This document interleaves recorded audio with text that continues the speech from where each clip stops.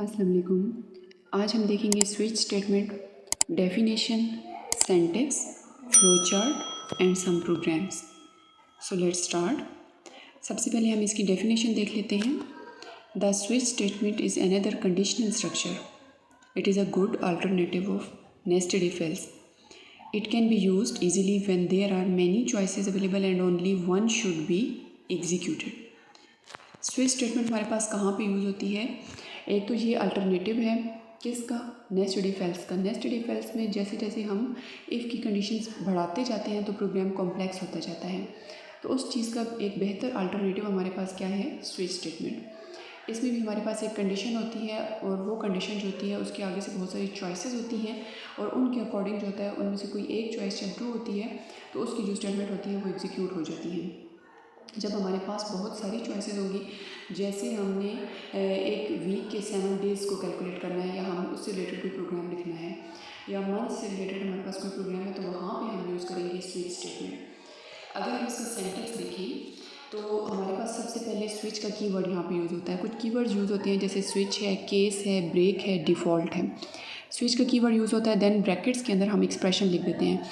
Expression हमारे पास यहाँ पे कोई भी कंडीशन हो सकती है, कुछ भी हमारे पास हो सकता है जिसको हमने मैच करना होता है।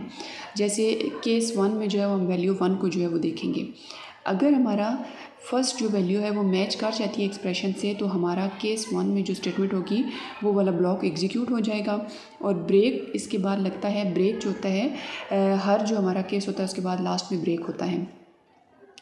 देन हमारे पास केस कांस्टेंट 2 या वैल्यू 2 हमारे पास आ जाएगी, उसका सेट ऑफ स्टेटमेंट्स होगा, देन ब्रेक। और लास्ट में इसी तरह हमारे पास मल्टीपल केसेस के बिल्कुल लास्ट में जाकर हमारे पास डिफ़ॉल्ट लिखा है। तो डिफ़ॉल्ट में अगर हमारे पास कोई भी केस मैच नहीं करता तो डिफ़ॉल्ट में होगा इनवैलिड चॉइस या नो मैचिंग वैल्यू, इस तरह की कोई स्टेटमेंट हो सकती है, तो वो उसको कंसिडर कर लेगा।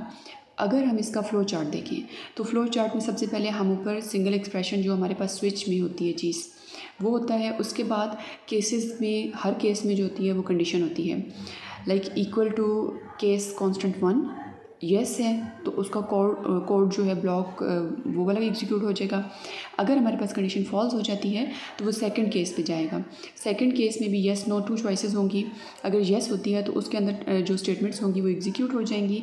अगर हमारे पास कंडीशन फॉल्स हो जाती है केस 2 की तो वो थर्ड पे चला जाएगा। इसी तरह जो है ये कंटिन्यू रहता है जब तक कि केसेस एंड नहीं हो जाते और लास्ट में डिफ़ॉल्ट का कोड होता है। अगर हम इसको वर्किंग के हिसाब से देखें, switch statement compare the result of a single expression with multiple cases. Expression can be any valid expression that result in integer or character value. The expression is evaluated at the top of switch statement and its result is compared with different cases.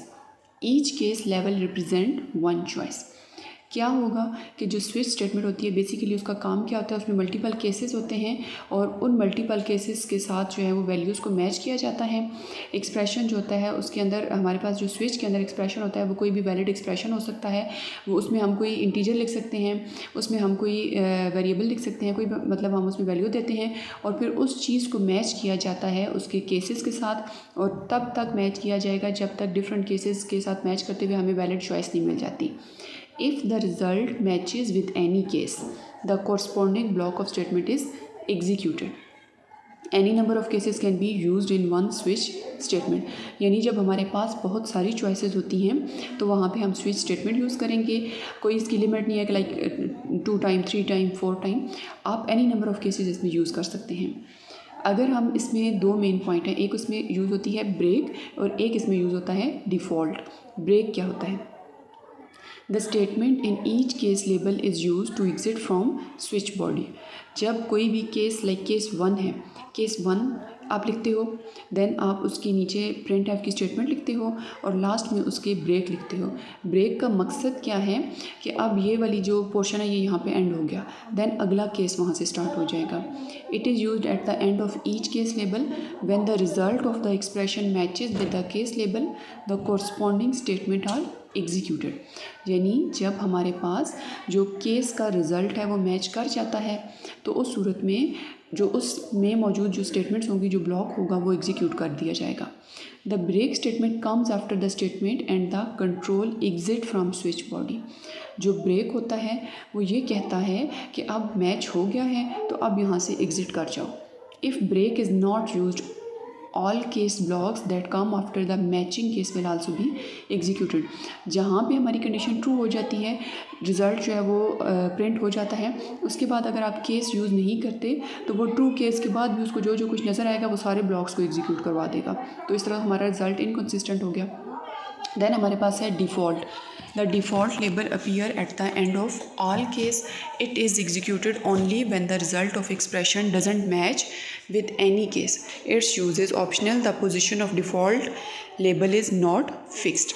Default case हमारे पास क्या होता है, जब जो cases होते हैं उनमें से कोई भी मैच नहीं कर रहा होता स्विच एक्सप्रेशन से, तो उस केस में क्या होगा, कंट्रोल कहाँ पे ट्रांसफ़र हो जाएगा, वो डिफ़ॉल्ट केस पे चला जाएगा। और डिफ़ॉल्ट में हमारे पास कोई ऐसा हो सकता है कि इनवैलिड चॉइस, इस तरह की हम एक सिचुएशन लिख देते हैं। और डिफ़ॉल्ट की जो पोजीशन होती है वो हमारे पास ऑप्शनल होती है, हम उसको प्रोग्राम में कहीं भी यूज़ कर सकते हैं। देन हमारे पास प्रोग्राम आता है वीकडेज़।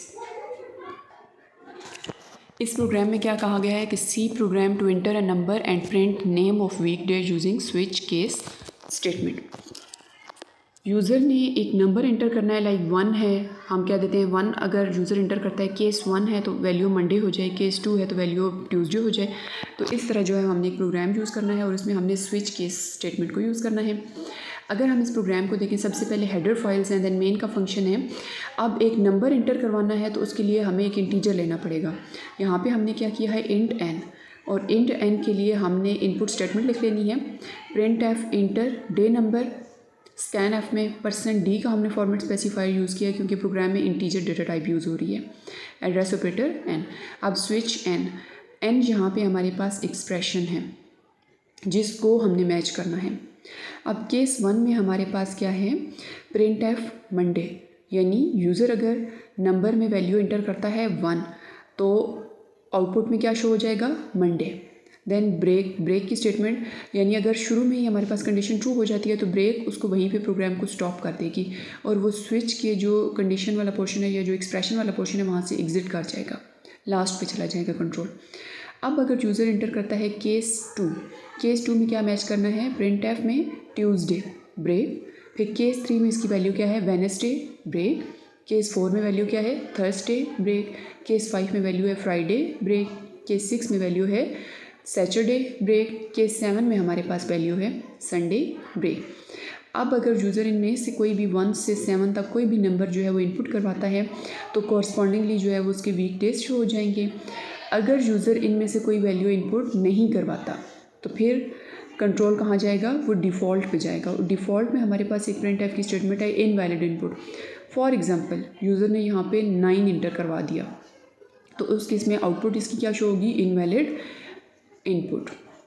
अब अगर हम इस प्रोग्राम की आउटपुट देखें, लाइक यूज़र ने जो है वो डे हमारे पास इंटर करवाया है, इंटर डे नंबर उसने 3 इंटर करवाया है तो वैल्यू यहाँ पे क्या शो हो गई, वेडनेसडे। नेक्स्ट हमारे पास जो प्रोग्राम है वो है vowel or not. Write a program to enter a character from user and print whether it is vowel or not using switch statement. User ने एक नंबर इंटर करना है, कैरेक्टर इंटर करना है और ये चेक करना है कि क्या वो वॉवल में से आता है या फिर वो कॉन्सोनेंट में से आता है। प्रोग्राम इसका बहुत ईजी है। हेडर फाइल्स हम लगा लेंगे, देन हम मेन का फंक्शन लगाएंगे। अब अल्फ़ाबेट या वॉवल्स जो हमने चेक करने हैं तो वो बेसिकली कैरेक्टर डेटा टाइप के होंगे। तो वेरिएबल हम यहाँ पे यूज़ करेंगे कैरेक्टर CH। प्रिंट एफ में हम उसको वैल्यू इंटर करवा लेंगे, inter any alphabet. Scan F में अब यूज़र ने यहाँ पे फॉर्मेट स्पेसिफायर यूज़ किया है %C, एड्रेस ऑपरेटर CH। अब स्विच के अंदर जो हमने एक्सप्रेशन लिखा है, हमने वो कैरेक्टर बेसिकली चेक करना है ना, तो हम CH यहाँ पे लिखेंगे। अब अगर केस की वैल्यू फर्स्ट हो जाती है केस स्मॉल a या फिर केस कैपिटल A तो प्रिंट एफ में क्या आएगा, %C इज़ अ वॉवल। फिर ब्रेक, अगर केस हमारे पास जो सेकंड है उसमें वैल्यू है, केस की वैल्यू है स्मॉल e या कैपिटल E तो भी जो है वो %C is a vowel. Case I capital या स्मॉल तो भी percent C is a vowel. Case की वैल्यू अगर कैपिटल हो या स्मॉल हो है तो भी percent C is a vowel. Case की वैल्यू अगर कैपिटल यू है, अगर केस की वैल्यू हमारे पास कैपिटल यू या स्मॉल यू है तो भी आ जाएगा percent C is a vowel. Last में सारी स्टेटमेंट की ब्रेक लगा हुआ है। अब अगर यूज़र इसके अलावा कोई वैल्यू एंटर करता है, फॉर एग्जांपल वो कीबोर्ड से कोई डिजिट प्रेस कर देता है, वो 1 2 3 में से कुछ प्रेस कर देता है, तो डिफ़ॉल्ट केस की तरफ कंट्रोल जाएगा और यहाँ पे क्या है, print F percent C is a consonant. So अगर हम इस प्रोग्राम की आउटपुट देखें तो इंटर एनी अल्फ़ाबेट, यूज़र ने यहाँ पे अब क्या एंटर किया है, यू। तो यू को जब उसने कंडीशन के हिसाब से चेक किया तो लास्ट में देखो कैपिटल यू क्या है, capital you is a vowel, तो ये हमारे पास प्रिंट हो जाएगा। नेक्स्ट प्रोग्राम अगर हम देखें, arithmetic operators. Write a program to enter 2 numbers and an operator. 2 numbers enter करवाने हैं, फॉर एग्जांपल यूज़र ने ए बी 2 वैल्यूज़ ले ली और ऑपरेटर हमारे पास बेसिकली क्या होते हैं, 5 ऑपरेटर्स होते हैं अर्थमेटिक में अगर हम बात करें, plus minus multiply divide mod. अच्छा, अगला प्रोग्राम अगर हम पोर्शन देखें, it applies arithmetic operation on the basis of operator by using switch statement. अब जो 5 अर्थमेटिक ऑपरेशंस हैं वो अप्लाई करने हैं और जो भी यूज़र ऑपरेटर इंटर करेगा, लाइक यूज़र ने ऑपरेटर इंटर क्या किया है, प्लस, तो वो क्या करेगा, जो 2 नंबर्स हैं ए बी उन पे प्लस का फार्मूला लगा देगा। अगर यूज़र ने यहाँ पे माइनस इंटर किया है तो वहाँ पे सब्ट्रैक्शन का लगा देगा।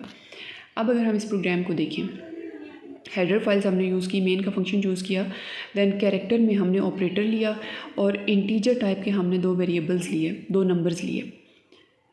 कैरेक्टर हमने ऑपरेटर क्यों लिया, क्योंकि जो प्लस माइनस हैं वो कैरेक्टर्स में आते हैं।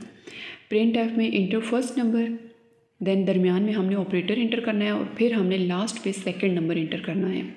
स्कैन एफ में इसी तरह हम परसेंट डी पहले लिखेंगे फर्स्ट नंबर के लिए, कैरेक्टर के लिए हम परसेंट सी लिखेंगे एंड सेकंड नंबर के लिए हम परसेंट डी लिखेंगे। Then address operator a, address operator and address b. Then अगर हम इसका स्विच वाला पोर्शन देखें, अब यहाँ पे हम बेसिकली ऑपरेटर इंटर करेंगे ना, ए बी तो हर दफ़ा वो ही रहेंगे, हम यहाँ पे ऑपरेटर इंटर करेंगे। सबसे जो पहला केस है उसमें हम एडिशन देख रहे हैं, तो केस प्लस, इसमें प्रिंट एफ की क्या स्टेटमेंट है, percent D plus percent d equal to percent D. अब देखें इंटीजर में जब दोनों वैल्यूज़ होंगी तो उन पर कोई भी ऑपरेशन जब हम अप्लाई करेंगे तो आंसर भी तो इंटीजर में आएगा ना, इसलिए percent D plus percent d equal to percent D. अब पहला परसेंट डी क्या है, अगर हम इसके आर्ग्यूमेंट्स को देखें या पैरामीटर्स को देखें तो हमारा पास पहला परसेंट डी ए है, दूसरा परसेंट डी बी को इंडिकेट कर रहा है और फार्मूला इस पर क्या लग रहा है, ए प्लस बी। देन हम इस केस को ब्रेक कर देंगे। सेकंड पे जब हम आएंगे तो केस माइनस, प्रिंट एफ में हम percent D minus percent d equal to percent D, values हम इनकी इंटर कर देंगे ए कॉमा बी और फिर इन पे जो हम ऑपरेशन अप्लाई कर रहे हैं ए माइनस बी, ब्रेक। थर्ड हम देखेंगे केस स्टेरिक, प्रिंट एफ में हम क्या लिख देंगे, percent d asterisk percent d equal to percent d, a b और a asterisk b. Fourth case है केस स्लैश यानी डिवीजन, तो slash d percent d slash percent d equal to percent d a slash b. Last case है हमारे पास case mod, यानी जो reminder division के बाद आता है। तो यहाँ पे क्या करेंगे, परसेंट डी, अच्छा रिमाइंडर को जब आप कंप्यूटर में यूज़ करते हो, लॉजिक्स में यूज़ करते हो तो रिमाइंडर 2 टाइम्स आता है, ये रूल है। तो यहाँ पे परसेंट डी फिर परसेंट का सिंबल 2 टाइम्स आएगा, फिर percent d equal to percent D और फिर हम इसको भी ब्रेक कर देंगे। अब यूज़र अगर इधर यहाँ पे ना केसेस में से कोई वैल्यू एंटर करता है तो उसके अकॉर्डिंगली फार्मूला कैलकुलेट हो जाएगा।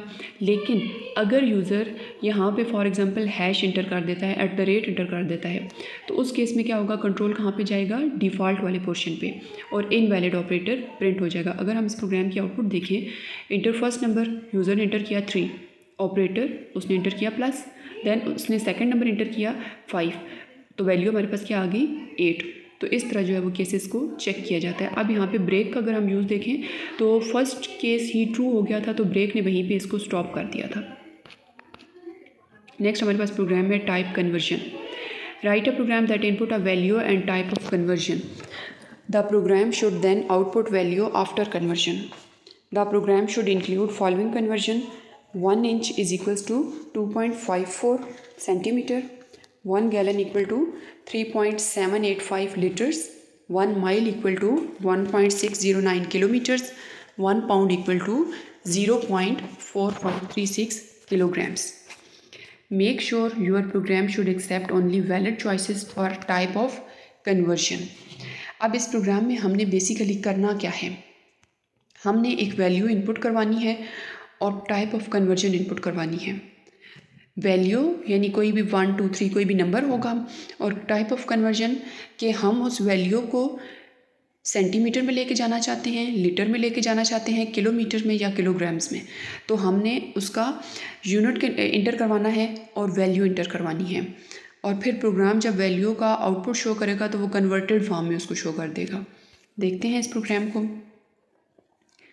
हेडर फाइल्स हमने लगाई, मेन का फंक्शन लगाया, फ्लोट में अब यहाँ पे हमने वैल्यू इंटर करनी है और कैरेक्टर में हमने उसकी कन्वर्जन इंटर करनी है। अब कैरेक्टर हमने कन्वर्जन के लिए क्यों लिया, देखें, C फॉर सेंटीमीटर है, L फॉर लीटर है, K फॉर किलोमीटर है, G फॉर किलोग्राम है। तो ये सारी चीज़ें क्या हैं, ये कैरेक्टर्स में हैं, इसलिए यहाँ पे हमने इसकी डेटा टाइप कैरेक्टर कन्वर्जन। अच्छा, प्रिंट एफ की पहली जो स्टेटमेंट हमने लिखी है उसमें हमने क्या लिखा, इंटर कन्वर्जन टाइप।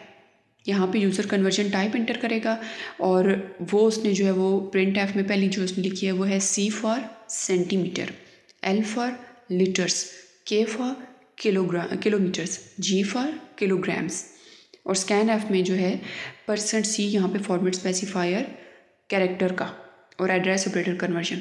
उसके बाद प्रिंट एफ में इंटर आ वैल्यू, अब यहाँ पे यूज़र वैल्यू इंटर करेगा, और स्कैन एफ में हम उसका फॉर्मेट स्पेसिफायर लिख देंगे %F, डेटा टाइप थी फ्लोट। देन अब हम स्विच में इसके केसेस देख लेते हैं। जैसे केस C है तो वो क्या करेगा, कैपिटल C या स्मॉल c दोनों सेंटीमीटर्स को शो करेंगे। तो प्रिंट एफ में हम क्या लिख देंगे, वैल्यू कॉलन %F, तो value asterisk 2.54। Basically print f के अंदर हम इसका फॉर्मूला लिख देंगे, यानी जो भी वैल्यू है उसको 2.54 से मल्टीप्लाई कर दो तो वो वैल्यू कन्वर्ट हो जाएगी सेंटीमीटर में। अगर हम लीटर में करना चाहते हैं, कैपिटल L या स्मॉल l दोनों लीटर को इंडिकेट कर रहे हैं, तो उस सूरत में क्या होगा, वैल्यू को हमने मल्टीप्लाई करना है 3.785 से, ब्रेक। देन अगर हम किलोमीटर्स में जाना चाहते हैं तो capital K and small k, तो उस सूरत में वैल्यू स्टेरिक 1.609, ब्रेक।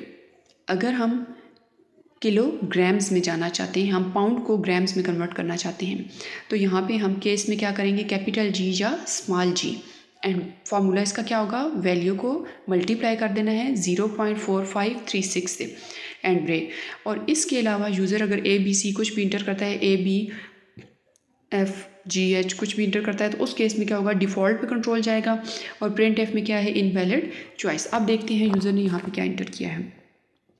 सबसे पहले तो प्रॉम्प्ट आएगी इंटर कन्वर्जन टाइप, यहाँ पे जो है वो C for centimetre, L for litres, K for kilometres और G फॉर किलोग्राम्स, ये तो हमें स्क्रीन पे नज़र आएगा। तो यूज़र यहाँ पे type of conversion for example उसने C इंटर कर दिया है। जब उसने C इंटर किया है तो C के लिए हम यहाँ पे देखते हैं केस कैपिटल C और स्मॉल c, प्रिंट एफ में वैल्यू को मल्टीप्लाई कर देना है 2.54 से, और वैल्यू उसने क्या एंटर की है 5, तो 5 को बेसिकली मल्टीप्लाई कर देंगे 2.54 से और आंसर हमारे पास आ जाएगा 12.7।